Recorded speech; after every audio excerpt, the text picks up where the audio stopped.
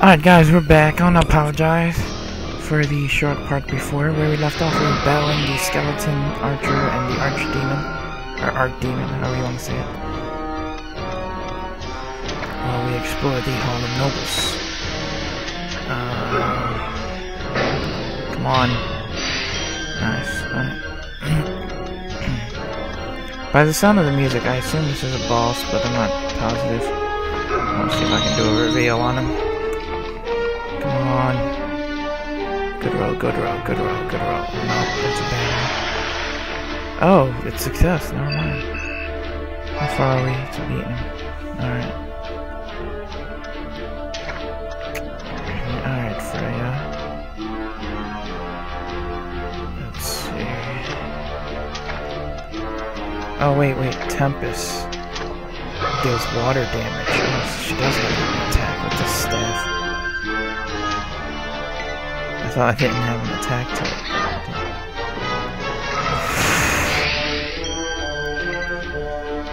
She does have defense down on her though. So that was kind of expected.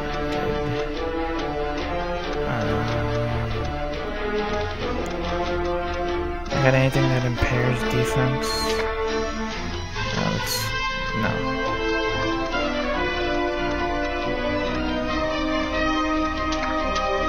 Okay, just hit him with the entombing shot.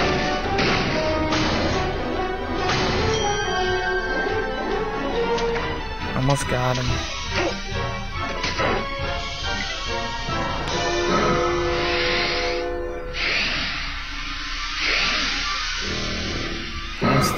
Wow.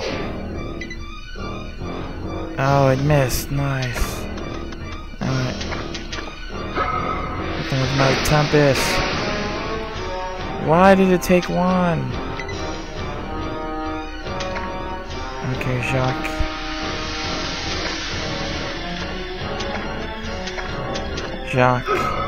Get him. Bloody strike. He's down.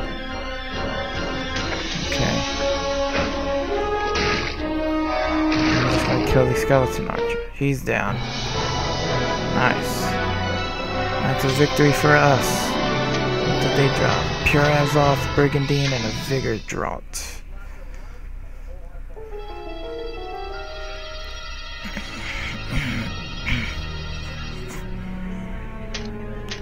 The magic circle is a gateway. Not sure who put it here, but whoever it was can come and leave this place at will, Freya informs you. She goes on to add that it was probably the demons who were making all the zombies.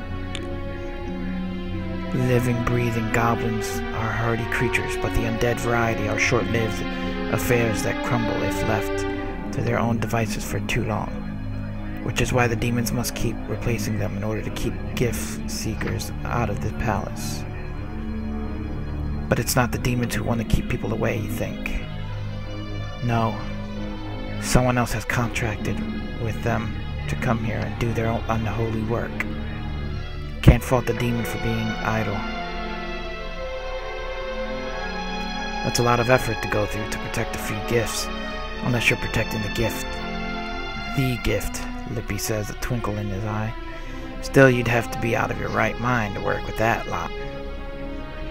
Indeed, you've crossed paths with the denizen of the dark lands before, and unlike the goblins who have it in their nature to hate man, the demons are more like merchants willing to trade or do just about anything for the one coin they covet, mortal souls. But a soul is a costly outlay, even for an enemy of undead. Who would pay such a price? Because it is something that must not be let loose upon this world. Freya mutters, her expression flat eyes, cold as ice. Freya's lips had moved, but those were not Freya's words. Someone is speaking through the Kish, girl, of this, you are certain. Uh-oh.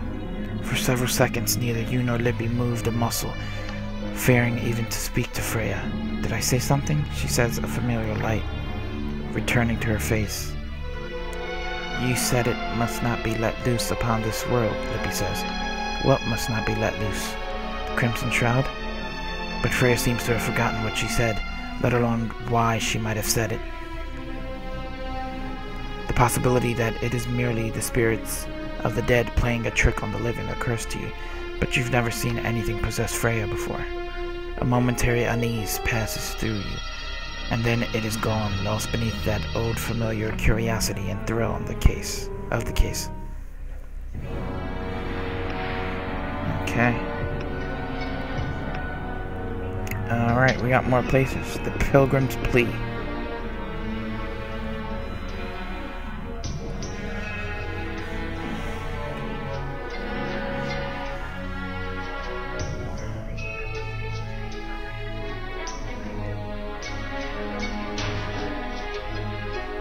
You appear to have found the approach to the palace chapel. This is where pilgrims come to pray at the altar at first arrived. Though it's unclear what sort of rites were observed during the time of the Yingil dynasty, you would expect a basin of holy water to have been placed here for pilgrims to purify themselves before praying. A fresco appears to have been painted on the plaster along the walls, though its detail has been lost in time. You surmise the fresco dealt with some ponderous religious theme before it collapsed under its own weight. Black stains cross the floor beneath your feet. You see similar marks on the wall and realize it is dried blood, and gore faded from crimson to the color of coal. There was much death here, though whether the dead were monsters or adventurers you cannot say, nor do you care as long as your blood does not join theirs. The door to the west is tightly closed, yet another portal in need of a key. You see an engraving upon the lock, 2 lions flanking a single heart. The door to the east stands open, inviting you into the chapel. Okay. The Hall of Prayer.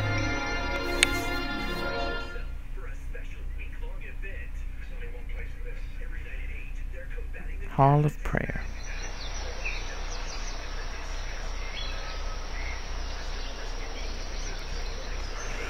You've arrived at the palace chapel.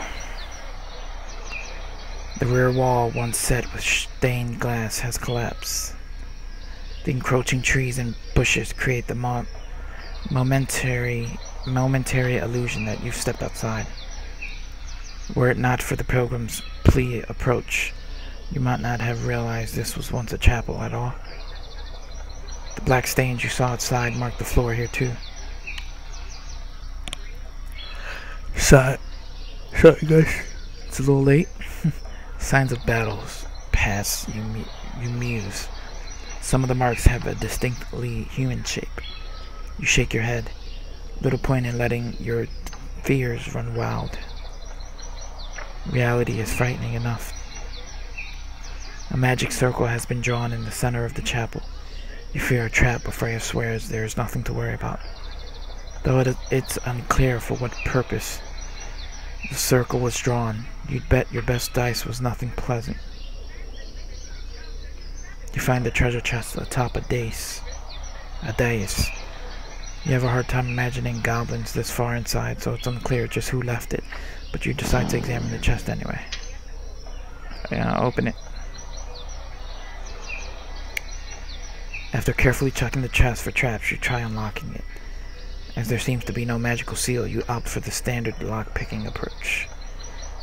There, I got it, Lippy grunts. There, I got it. Resurrect. Knight sword, silver bow, healer staff. That was good loot right there.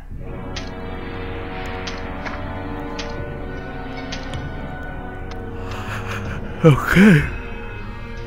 Whew. Let's see, what am I at now? I'm at 87, so the knight sword takes me down a little bit. But that's okay. And we have the silver bow and the healer staff.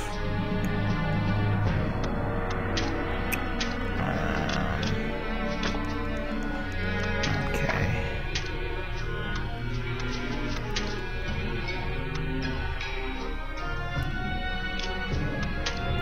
Ooh, this is awesome.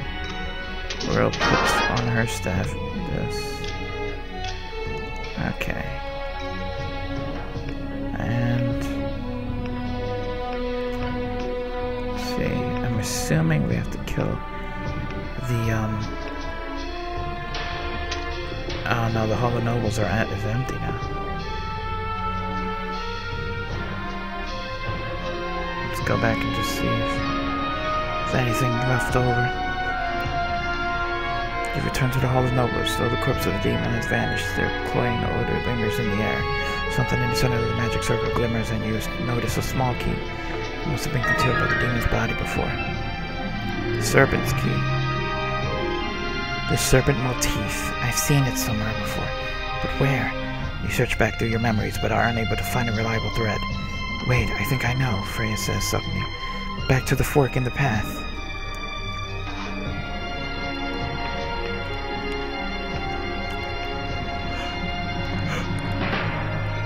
Back to the fork in the path, she says. I assume back to the palace grounds. We might be able to. Let me see. The fork in the path. This is just a guess, so I don't know.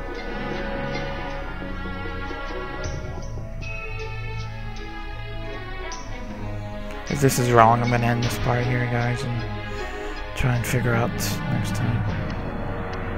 Oh yeah, this is wrong.